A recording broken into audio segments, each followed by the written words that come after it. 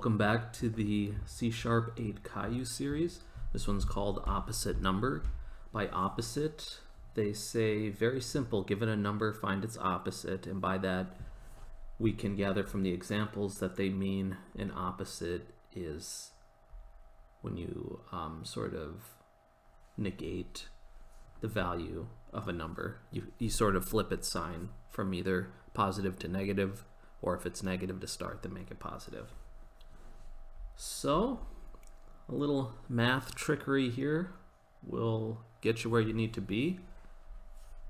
You should be good with understanding that this is a method and a signature, so go ahead, use your mathematical operator as necessary,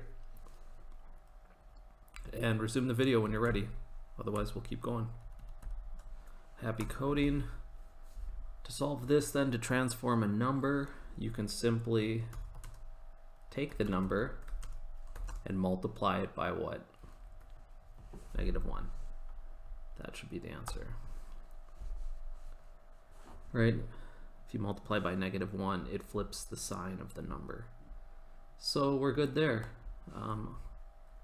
Weird spacings, weird meouts, I'll get rid of that. Again, a method. You should know those by now. They look like this, and they're different from data members, right? Because a data member is just simply like making a variable. It might have an access modifier to public int variable, something like that, right? This is a member variable. This is a method, and we talked about static methods. That's appropriate here. Opposite just deals with the number that's passed in. It doesn't need any information about the class. So really having this in a class is overkill, but that's the way CodeWars sets these up. So we'll use it.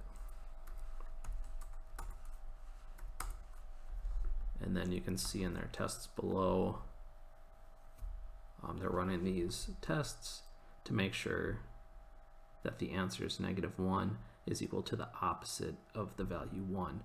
And notice for their test, right, we talked about this, they can simply use the class name and then the method name. They don't need to instantiate kata. They don't need to make a new kata object and then call opposite on that object. And that's entirely because it's set as static here. We're not dealing with objects and object-oriented programming so much. So a little refresher there for you. I like to be repetitive because at least that helped me when I learned. I didn't always understand everything the first time. Sometimes you hear it said a different way and it resonates differently, and you got to remember that you're a different person each day that you come and watch one of these videos or you go read something. You know something more than you knew before. And that should do it. Probably don't have any questions, but feel free to hit me up if you do. Otherwise, we'll keep moving to another challenge.